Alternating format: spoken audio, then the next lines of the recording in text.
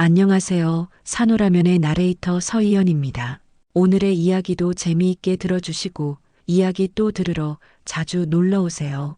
구독과 좋아요, 알림 설정 부탁드립니다. 가을이 깊어가는 10월의 어느 오후였습니다. 국내 10대 그룹 중 하나인 대성그룹의 창업회장 유민철은 서울 본사 건물 꼭대기층에 있는 자신의 집무실에서 마지막 정리를 하고 있었어요.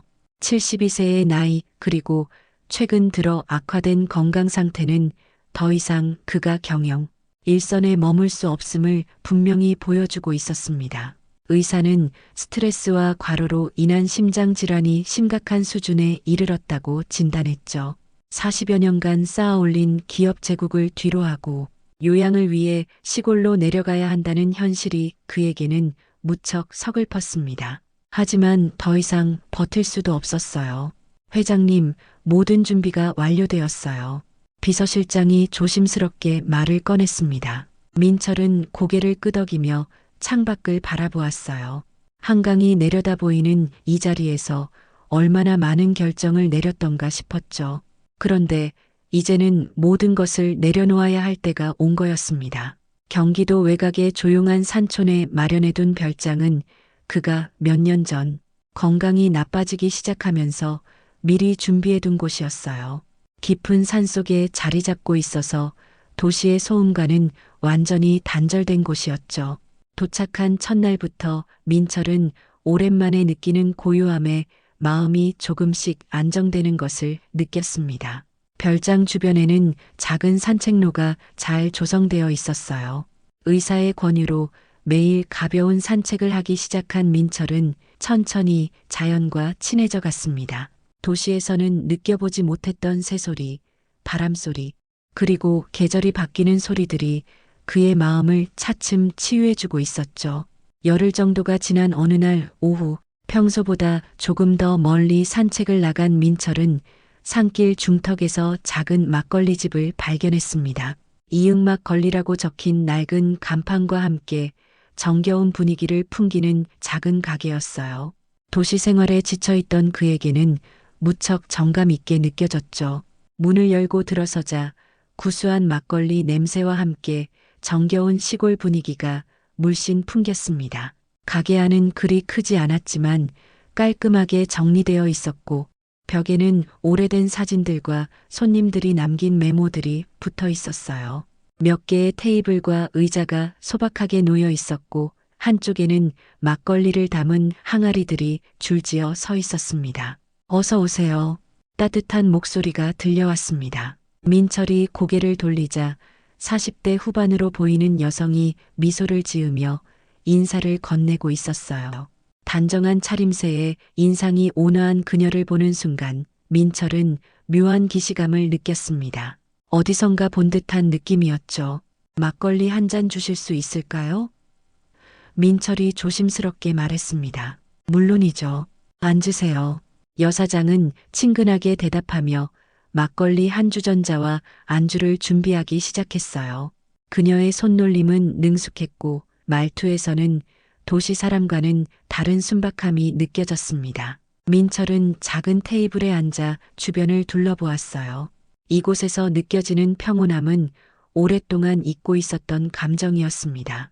도시에서의 치열한 경쟁과 스트레스에서 벗어나 이렇게 조용한 곳에서 막걸리 한 잔을 마실 수 있다는 것이 새삼 소중하게 느껴졌죠. 여사장이 막걸리와 함께 간단한 안주를 가져왔습니다. 파전과 두부김치, 그리고 집에서 담근 듯한 김치가 소박하지만 정성스럽게 차려져 있었어요. 맛있게 드세요. 그녀가 말하며 살짝 웃었는데 그 미소에서 민철은 또 한 번 묘한 느낌을 받았습니다. 분명히 어디선가 본 적이 있는 미소였어요. 민철이 막걸리 잔을 들어 한 모금 마시려는 순간 여사장의 가슴에 달린 작은 명찰이 눈에 들어왔습니다. 오정이라고 적혀 있었죠. 그 이름을 본 순간 민철의 손이 살짝 떨렸어요. 잔을 테이블에 내려놓으며 그는 다시 한번 명찰을 확인했습니다. 정희.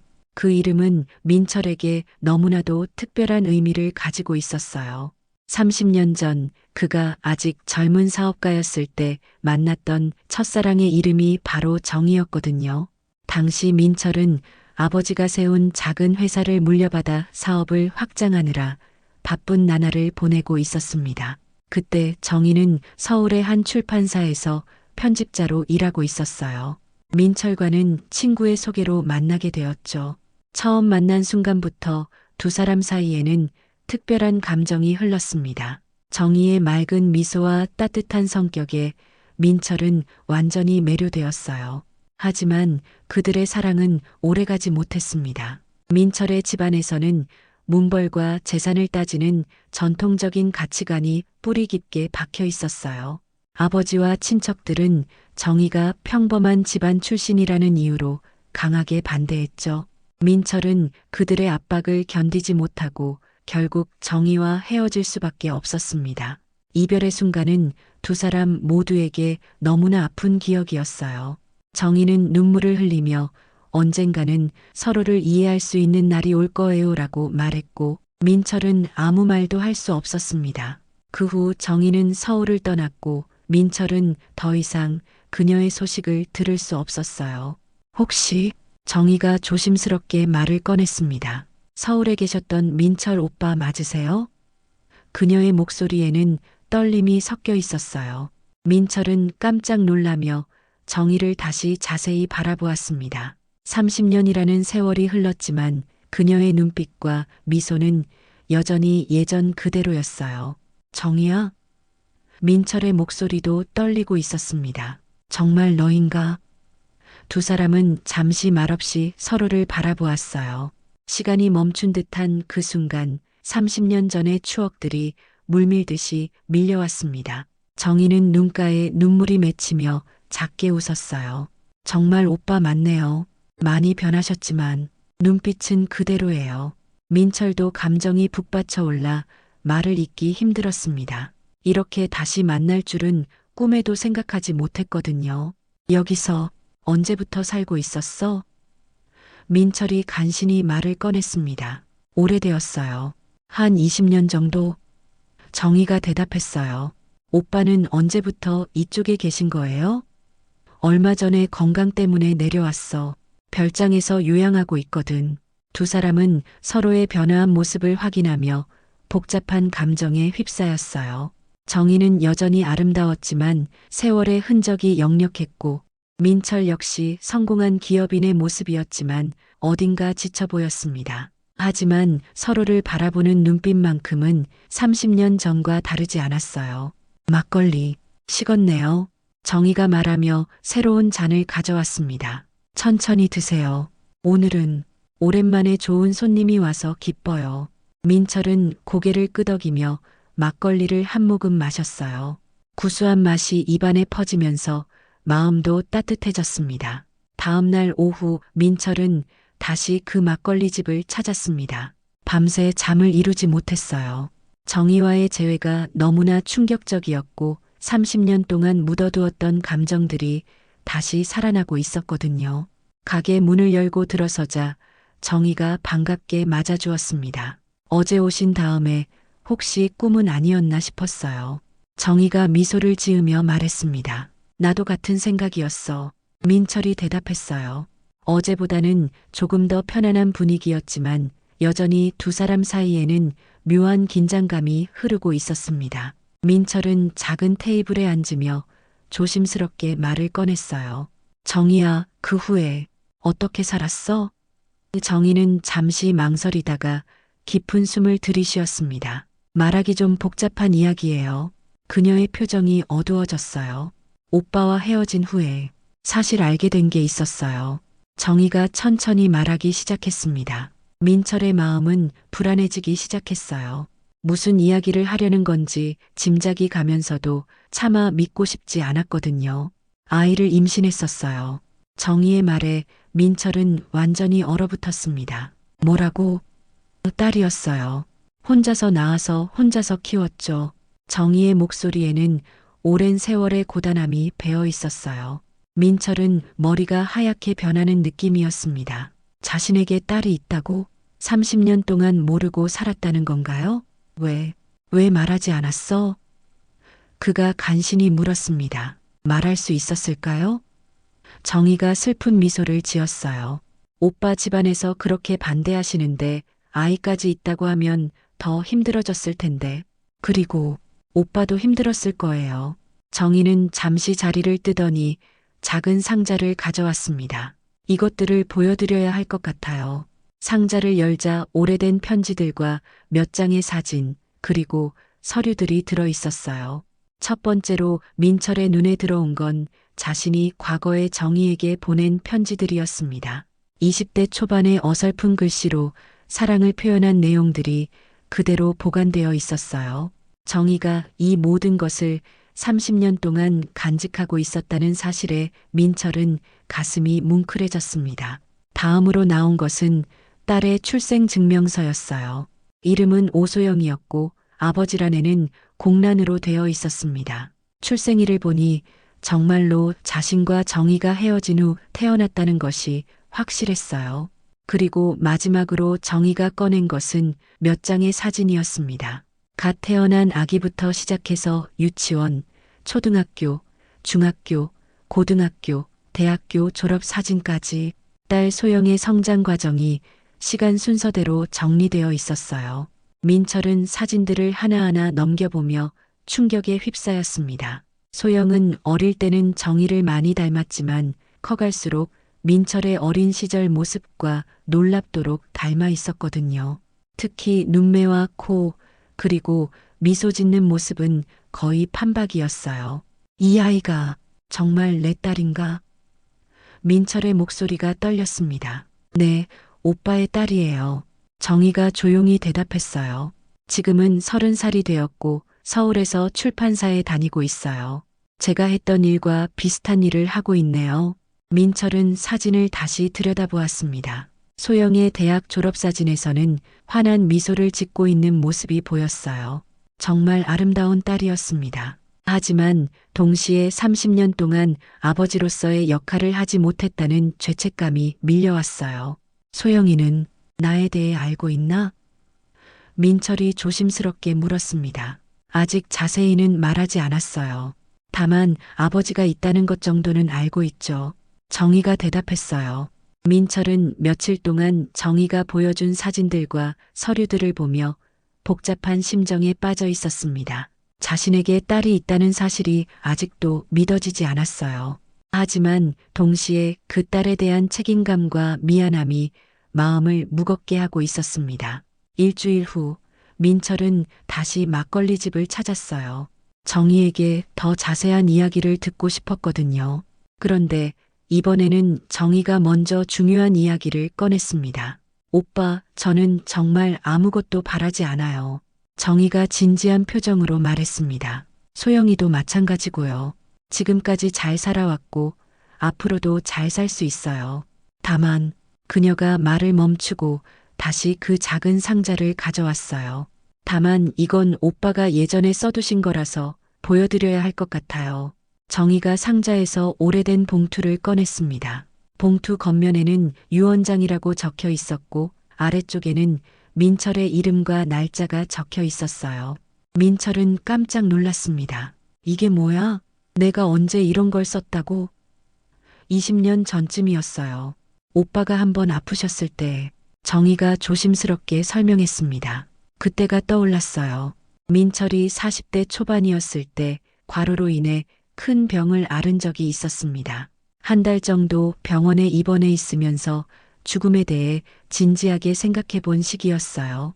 그때 간호사의 권유로 유언장을 작성해 봤던 기억이 났습니다. 그런데 이게 어떻게 내가? 민철이 의아해하자 정희가 설명했어요. 그때 오빠가 병원에서 써두신 걸 복사해서 저에게 보내주셨어요. 편지와 함께요. 민철은 기억이 나기 시작했습니다. 병원에서 죽음의 공포를 느끼면서 정희에게 마지막 편지를 보냈던 기억이요. 그때는 정말 죽을 것 같은 기분이었고 평생 가슴에 묻어두었던 첫사랑에 대한 그리움이 폭발했었거든요. 봉투를 열어보니 민철의 친필로 작성된 유언장이 들어 있었어요. 내용을 읽어보는 순간 민철은 충격을 받았습니다. 만약 내가 먼저 세상을 떠난다면 나의 모든 유산 중 일부를 정희와 그녀의 딸에게 나누어 주기를 바란다고 적혀 있었거든요. 그 당시 민철은 정희에게 딸이 있다는 사실을 몰랐습니다. 하지만 혹시나 하는 마음에 그녀의 딸이라는 표현을 넣었던 거예요. 마치 예감이라도 한 것처럼 말이죠. 이런 걸 왜 지금까지 숨기고 있었어? 민철이 물었습니다. 사용할 생각이 전혀 없었어요. 정희가 단호하게 대답했어요. 그냥 오빠의 마음을 기억해두고 싶었을 뿐이에요. 민철은 자신이 20년 전에 쓴 글을 다시 읽어보았습니다. 그때의 심정이 생생하게 되살아났어요. 죽음을 앞두고 가장 그리웠던 사람이 정희였고 그녀에게 뭔가 남겨주고 싶었던 마음이 진실했거든요. 하지만 이제 상황이 달라졌잖아. 민철이 말했습니다. 소영이가 정말 내 딸이라면. 아니에요. 정희가 고개를 저었어요. 저희는 정말 아무것도 원하지 않아요. 다만 오빠가 건강하시고 가끔 이렇게 찾아와 주시면 그것만으로도 충분해요. 하지만 민철의 생각은 달랐습니다. 자신에게 딸이 있다는 사실을 안 이상 아버지로서의 책임을 다해야 한다고 생각했어요. 특히 30년 동안 그 책임을 다하지 못했다는 죄책감이 크게 작용하고 있었습니다. 정희야, 내 마음을 이해해줘. 민철이 진지하게 말했습니다. 나는 30년 동안 아버지 역할을 하지 못했어. 이제라도 뭔가 해야 하지 않겠나? 하지만 갑자기 그런 일이 일어나면 오빠 가족들이 어떻게 생각하실까요? 정희가 걱정스럽게 물었어요. 민철은 잠시 생각에 잠겼습니다. 정희의 말이 맞았어요. 본사의 자식들과 친족들이 이 사실을 안다면 큰 파란이 일어날 것이 분명했습니다. 하지만 그렇다고 해서 자신의 딸을 모른 채 할 수는 없었어요.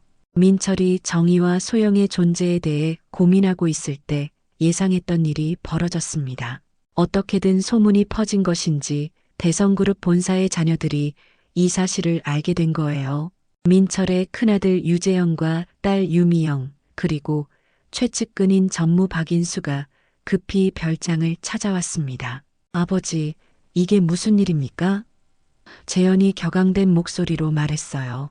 30년 전 여자와 그 딸에게 유산을 나눠준다고요? 미영도 마찬가지로 화가 나 있었습니다. 아버지가 정신이 온전하신 건가요? 민철은 예상했던 반응이었지만 여전히 마음이 무거웠어요. 조용히 해라. 이건 내가 결정할 일이다. 아버지, 정신 차리세요. 박 전무가 끼어들었습니다. 지금 아버지의 건강 상태로는 정확한 판단을 하기 어려우시잖아요. 이들은 민철이 건강 악화로 인해 판단력이 흐려졌다고 주장했어요. 그러면서 유 원장의 효력을 무효화시키기 위한 법적 절차를 밟겠다고 선언했습니다. 우리가 가만히 있을 것 같으세요? 재현이 협박조로 말했어요. 며칠 후 정희에게 이상한 전화들이 걸려오기 시작했습니다. 막걸리집 사장님이시죠? 좋은 제안이 있어서 연락드렸어요. 정체불명의 사람들이 금전적 제안을 하며 유 원장을 포기하라고 종용했어요. 하지만 정희는 단호하게 거절했습니다. 저는 애초에 그런 걸 바라지도 않았어요. 그러니까 그만 연락하세요. 하지만 압박은 계속되었어요. 심지어 막걸리집 앞에서 정체불명의 사람들이 서성거리기도 했습니다. 소영에게도 연락이 왔어요. 서울 출판사에서 일하고 있던 소영은 갑자기 찾아온 정장 차림의 사람들로부터 이상한 제안을 받았습니다. 해외 연수 기회를 드릴 수 있어요. 좋은 조건으로요. 하지만 그 대가로 어머니에게 유 원장을 포기하라고 말하라는 것이었어요. 소영은 즉시 어머니에게 연락했습니다. 엄마, 이게 무슨 일이에요? 무슨 유 원장이라는 게 있다는 거예요? 정희는 그제서야 딸에게 모든 사실을 털어놓을 수밖에 없었어요. 진실을 알게 된 소영은 크게 충격을 받았습니다. 자신에게 아버지가 있다는 것, 그것도 유명한 기업인이라는 것, 그리고 그 아버지가 자신들에게 유산을 남기려 한다는 것까지 모든 것이 믿어지지 않았어요. 엄마, 왜 지금까지 말씀을 안 하셨어요? 소영이 울먹이며 물었습니다. 말할 수 없었어. 정희가 한숨을 쉬었어요. 너에게 아버지가 있다고 말하면 내가 그분을 찾고 싶어 할 텐데. 그럼 너만 상처받을 것 같았거든. 하지만 이제 모든 것이 공개된 상황에서 더 이상 숨길 수도 없었어요. 소영은 서울에서 급히 내려와 어머니와 함께 이 상황을 어떻게 해결할지 고민했습니다. 그런데 대성그룹 측의 압박은 더욱 심해졌어요. 이번에는 직접적인 협박까지 들어왔습니다. 막걸리집 운영하기 힘들어질 수도 있어요. 이 동네에서 장사하려면 우리 말을 들어야죠. 지역 건달들까지 동원된 것 같았어요. 정의는 두려웠지만 굴복하지 않았습니다. 대신 민철에게 직접 찾아가기로 결심했어요. 소영과 함께 별장을 찾아간 정의는 민철에게 솔직하게 말했습니다. 오빠, 저와 소영이는 정말 아무것도 원하지 않아요. 정의가 간절하게 말했어요. 이런 일로 오빠 가족들과 갈등이 생기는 것도 원하지 않고요. 다만 기억에서라도 지워지지 않았으면 해요. 소영도 처음으로 아버지와 마주 앉게 되었어요. 30년 만에 만난 아버지와 딸의 첫 만남이었습니다. 소영은 민철을 보며 복잡한 감정에 휩싸였어요. 그리움, 원망, 그리고 묘한 친근감이 동시에 밀려왔거든요. 안녕하세요. 소영이 조심스럽게 인사했습니다. 안녕, 소영아. 민철도 감정이 북받쳐 올라 말을 잇기 힘들었어요. 자신의 딸을 처음 만나는 순간이었거든요. 저는 정말 괜찮아요. 소영이 말했습니다. 엄마가 저를 잘 키워주셨고 지금도 행복하게 살고 있어요. 아버지께서 그런 부담을 가지실 필요 없어요. 하지만 민철의 마음은 달랐습니다. 소영아, 미안하다. 민철이 진심으로 사과했어요. 아버지가 30년 동안 너를 모르고 살았다는 게 정말 미안하다. 소영은 눈물이 났지만 참으려고 애썼어요. 민철은 그들을 보내고 나서 깊은 고민에 빠졌습니다. 정의와 소영은 아무것도 바라지 않는다고 했지만 자신은 아버지로서 책임을 다해야 한다고 생각했어요. 하지만 그렇게 하면 가족들과의 갈등은 더욱 심해질 것이 분명했습니다. 며칠 후 민철은 중요한 결정을 내렸습니다. 대성그룹 본사에서 임원진 전체가 참석하는 중요한 회의를 소집한 거예요. 건강상의 이유로 시골에서 요양 중이던 회장이 갑자기 회의를 소집했다는 소식에 모든 임원들이 긴장했습니다. 회의실에는 민철의 자녀들과 주요 임원들, 그리고 법무팀까지 모두 참석했어요. 민철은 휠체어에 몸을 맡긴 채 천천히 입을 열었습니다. 여러분, 오늘 저는 중요한 발표를 하려고 합니다. 민철의 목소리는 떨렸지만 단호했어요. 먼저 제 개인적인 이야기부터 시작하겠습니다. 민철은 30년 전 정의와의 사랑 이야기, 그리고 최근 재회하게 된 경희와 딸 소영의 존재에 대해 솔직하게 털어놓았습니다. 회의실은 조용했지만 긴장감이 팽팽하게 흐르고 있었어요. 아버지, 그만하세요. 재현이 끼어들려고 했지만 민철은 손을 들어 제지했습니다. 끝까지 들어라. 민철이 엄하게 말했어요. 저는 지금까지 성공한 기업인으로 살아왔습니다. 하지만 인간으로서, 아버지로서는 실패했어요. 민철의 고백에 회의실 분위기는 더욱 무거워졌습니다. 30년 동안 제 딸을 모르고 살았다는 것. 이것은 어떤 이유로도 정당화될 수 없습니다. 민철은 20년 전 자신이 작성한 유언장에 대해서도 설명했어요. 그 유언장은 제가 정신이 온전할 때 진심으로 작성한 것입니다. 그리고 지금도 그 내용에 대해 후회하지 않습니다. 아버지, 법적으로 그 유언장은 무효입니다. 박 전무가 말했어요.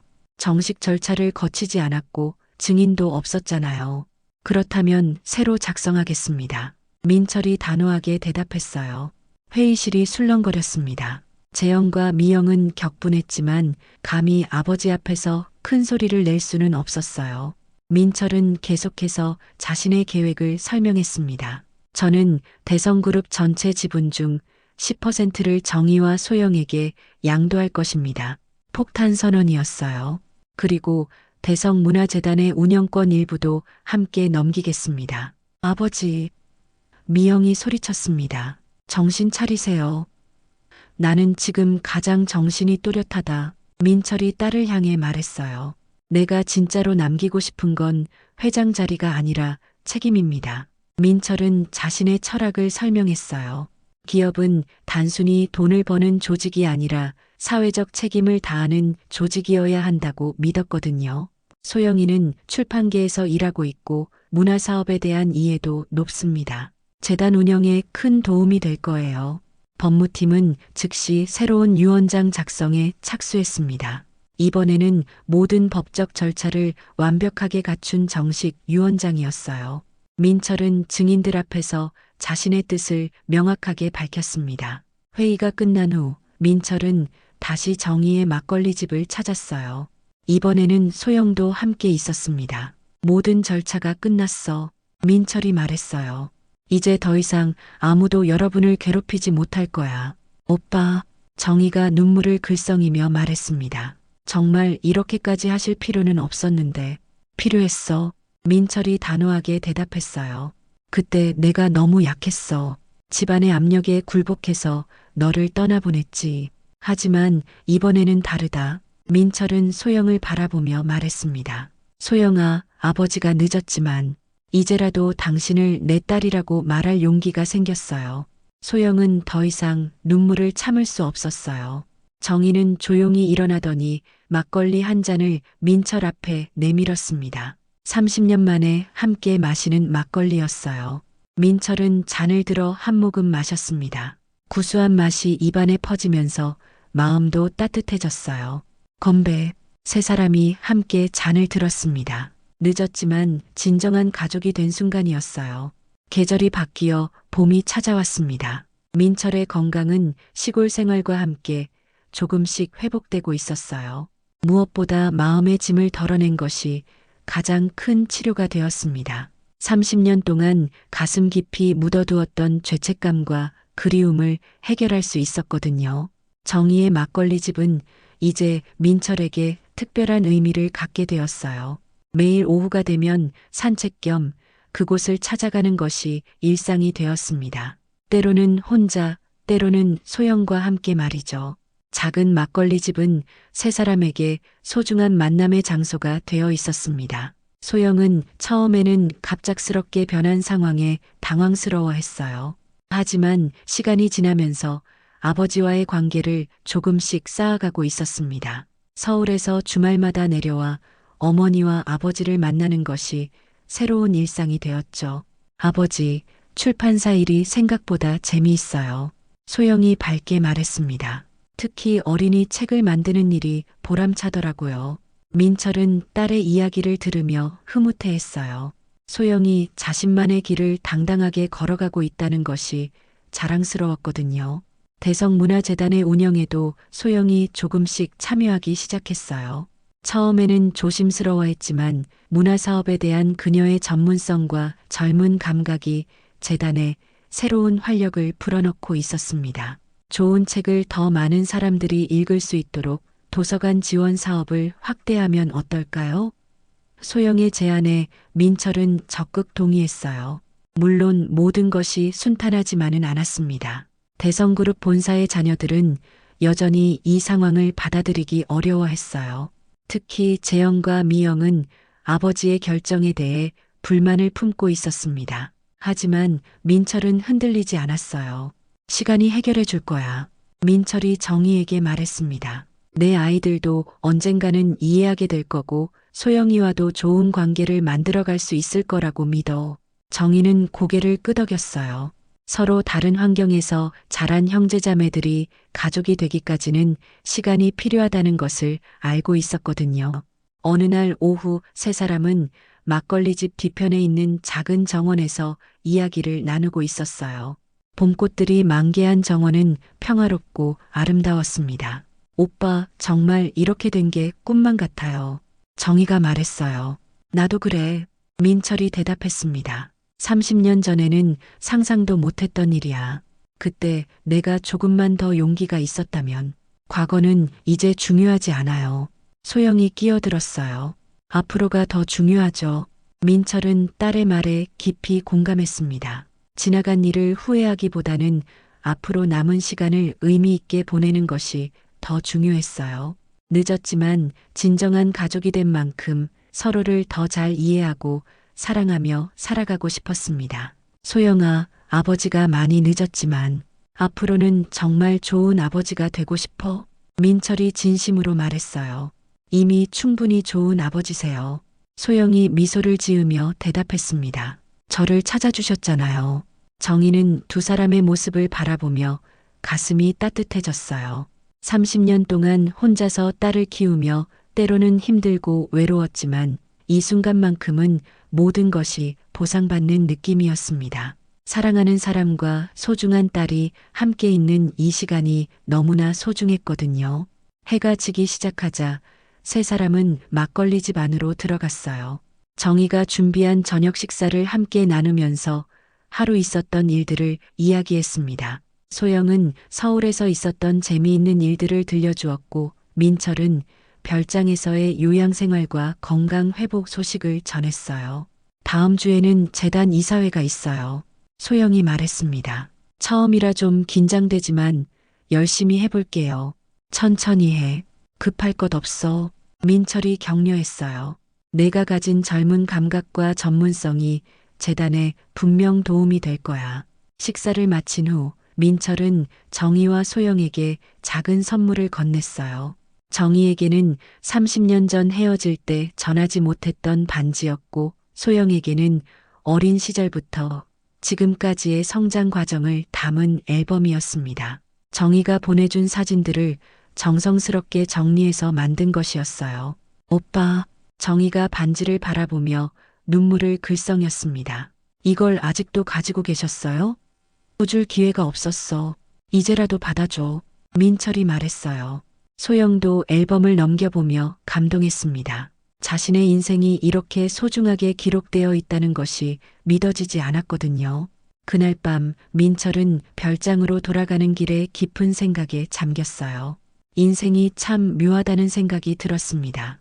건강을 잃고 시골로 내려와 요양하게 된 것이 불행이라고 생각했는데 오히려 그 덕분에 잃어버린 사랑과 딸을 되찾을 수 있었거든요.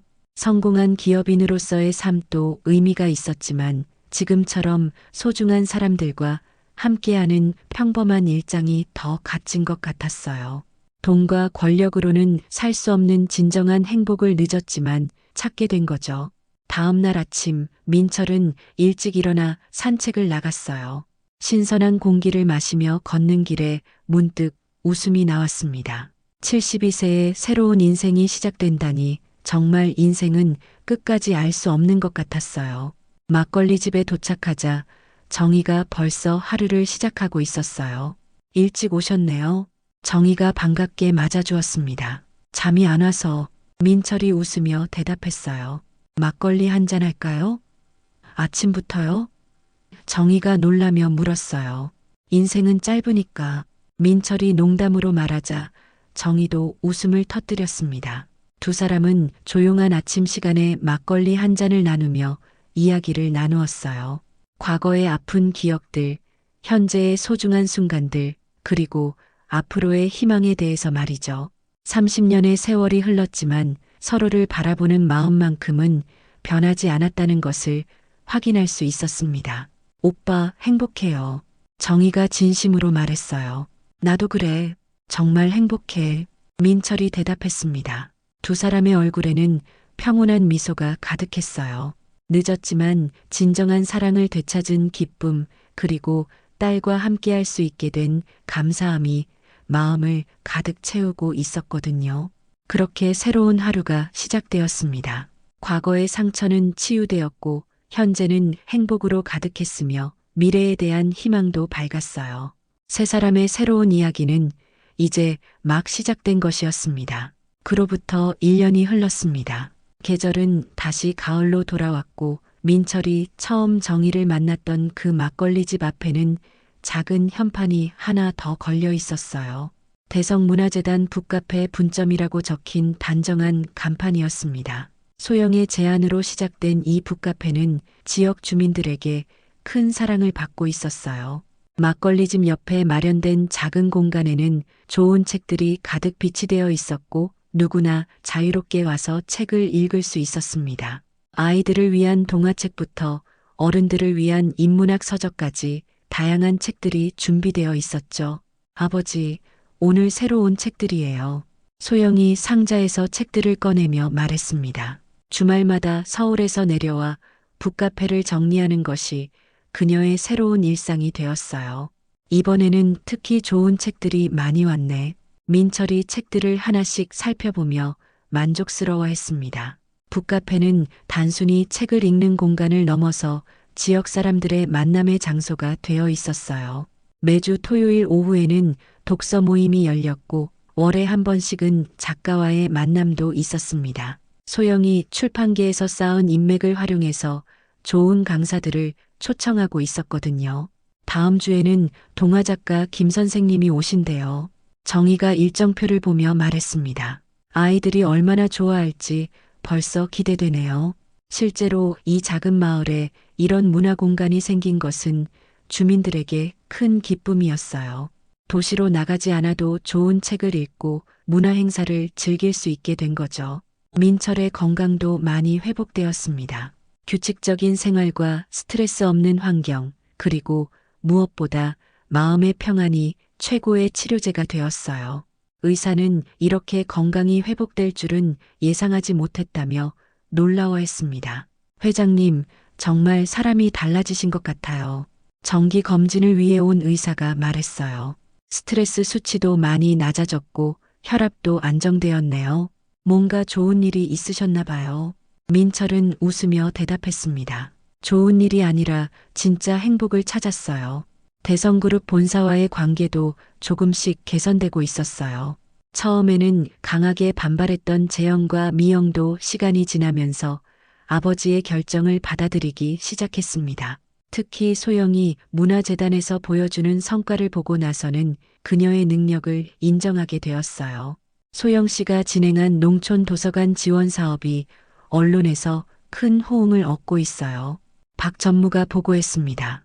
회사 이미지에도 긍정적인 영향을 주고 있고요. 재현도 이제는 소영을 이복누이라고 부르며 업무적으로 협력하고 있었어요. 하지만 가장 큰 변화는 민철 자신에게서 일어났습니다.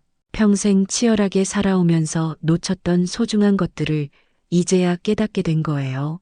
돈과 권력보다는 사랑하는 사람들과 함께하는 시간이, 성공보다는 진정한 행복이 더 소중하다는 것을 말이죠.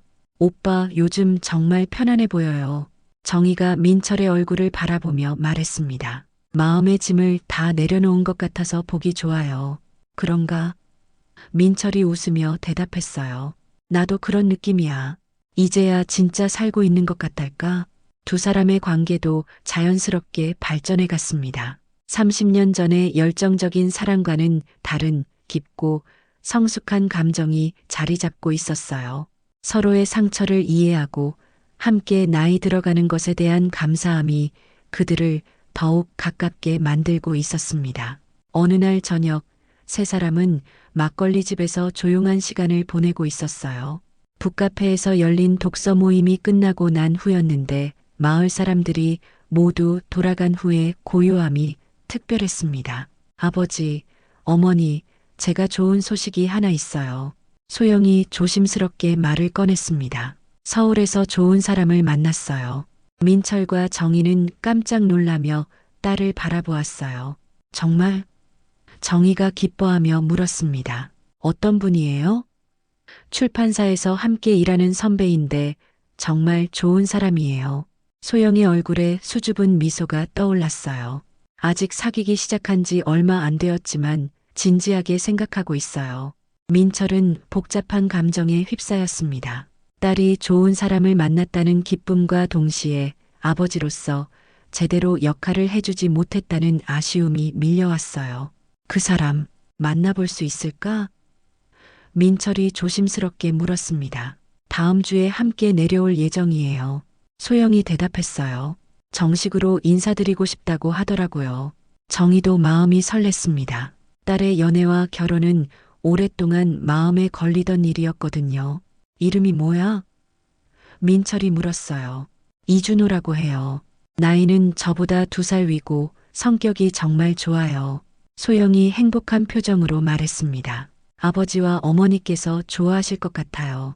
그 주말 소영은 정말로 준호와 함께 내려왔습니다. 30대 초반의 단정한 청년이었는데 예의 바르고 진실한 모습이 첫인상부터 좋았어요.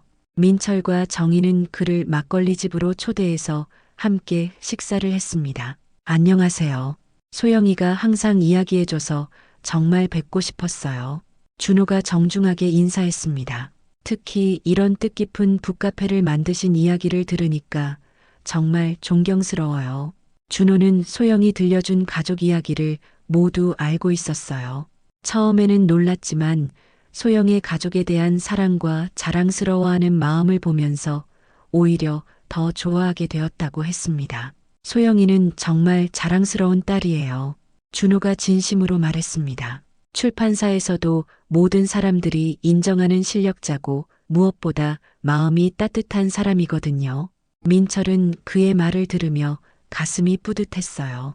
식사 후 네 사람은 북카페로 자리를 옮겨 이야기를 계속했습니다. 준호는 소영과 함께 북카페 운영에도 도움을 주고 싶다고 했어요. 저도 책을 좋아해서 편집 경험을 살려서 뭔가 기여할 수 있을 것 같아요. 그럼 다음에 독서 모임 때 한번 와보세요. 정희가 제안했습니다. 아이들이 준호 씨 같은 젊은 분이 와주시면 좋아할 텐데요. 준호는 기꺼이 동의했어요. 그날 밤 민철은 별장으로 돌아가면서 깊은 감동에 젖어 있었습니다. 딸이 좋은 사람을 만나서 행복해하는 모습을 보니 아버지로서의 걱정이 조금 덜어지는 것 같았어요. 비록 늦었지만 딸의 인생에서 중요한 순간들을 함께할 수 있게 된 것이 감사했습니다. 며칠 후 민철은 중요한 결정을 하나 더 내렸습니다. 대성그룹 회장직을 공식적으로 재현에게 물려주기로 한 거예요. 지금까지는 명목상으로만 물러나 있었는데 이제는 완전히 경영에서 손을 떼기로 한 것이었습니다. 아버지, 정말 괜찮으세요? 재현이 걱정스럽게 물었습니다. 나는 이미 내 몫을 다했어. 민철이 담담하게 대답했어요. 이제는 너희들이 더 잘할 수 있을 거야. 민철은 회장직을 넘기면서 마지막으로 임직원들에게 당부의 말을 전했습니다. 기업의 진정한 가치는 이익만이 아닙니다. 사회에 기여하고 직원들과 함께 성장하며 올바른 가치를 추구하는 것이 더 중요해요. 그의 마지막 메시지는 임직원들에게 깊은 감동을 주었습니다. 특히 소영이 운영하고 있는 문화재단의 성과를 보면서 모든 사람들이 기업의 사회적 책임에 대해 다시 생각해 보게 되었어요. 완전히 경영에서 손을 뗀 민철은 이제 정말로 자유로워졌습니다. 매일 아침 산책을 하고 오후에는 북카페에서 책을 읽거나 마을 사람들과 이야기를 나누는 평범하지만 소중한 일상을 보내고 있었어요. 오빠, 정말 행복해 보여요. 정희가 어느 날 오후에 말했습니다. 예전에는 항상 무언가에 쫓기는 것 같더니 이제는 정말 여유로워 보여요. 그런가? 민철이 웃으며 대답했어요. 이제야 진짜 내 인생을 사는 것 같아. 두 사람은 이제 공식적으로 재혼을 계획하고 있었습니다. 72세와 50세의 늦은 재혼이었지만 서로에 대한 사랑과 이해는 젊은 시절보다 더 깊어져 있었어요. 소영도 두 사람의 재혼을 적극 지지하고 있었습니다. 엄마, 아버지와 정식으로 결혼하세요. 소영이 말했습니다. 저도 이제 준호 오빠와 결혼할 생각이니까 우리 모두 새로운 시작을 하는 거예요. 정희는 딸의 말에 눈물이 났습니다. 이런 날이 올 줄은 정말 꿈에도 생각하지 못했거든요. 그해 겨울 작은 결혼식이 열렸습니다. 막걸리 집에서 가족들과 마을 사람들이 모인 가운데 따뜻한 결혼식이었어요. 민철과 정희는 30년 만에 다시 하나가 되었고 소영과 준호도 약혼을 발표했습니다. 건배. 모든 사람들이 막걸리 잔을 들어 올렸습니다. 작지만 따뜻한 축하 속에서 두 커플의 새로운 시작을 모두가 축복해 주었어요. 그날 밤 민철은 창밖을 바라보며 깊은 감사의 마음을 느꼈습니다. 인생이 이렇게 아름답게 변할 수 있다니 정말 믿어지지 않을 정도였어요. 사랑하는 사람들과 함께하는 이 순간이 그에게는 어떤 성공보다도 소중했습니다. 새해가 밝았습니다. 민철과 정희는 이제 진짜 부부가 되어 함께 살기 시작했고 소영과 준호도 결혼 준비에 한창이었어요. 북카페는 지역의 명물이 되어 많은 사람들이 찾아오고 있었고 대성문화재단의 사업도 전국적으로 확산되고 있었습니다. 정말 꿈만 같아요. 정희가 어느 날 아침에 말했습니다. 이런 날이 올 줄은 정말 상상도 못했어요. 나도 그래. 민철이 대답했어요. 하지만 이제는 매일이 선물 같아. 정말 감사한 마음뿐이야. 그들의 사랑 이야기는 마을 사람들 사이에서 아름다운 전설이 되어 있었습니다. 젊은 연인들은 그들을 보며 진정한 사랑에 대해 배웠고 나이 든 부부들은 서로에 대한 사랑을 다시 확인하게 되었어요. 막걸리집과 북카페는 이제 사랑과 희망의 상징이 되어 있었습니다. 그곳에 오는 모든 사람들이 따뜻한 위로와 새로운 용기를 얻어가고 있었거든요. 민철과 정희, 그리고 소영이 만들어낸 이 작은 기적은 많은 사람들의 마음에 감동을 주고 있었습니다. 이렇게 그들의 새로운 이야기는 계속되고 있습니다. 늦었지만 찾아온 진정한 행복, 그리고 그 행복을 많은 사람들과 나누는 아름다운 삶 말이에요.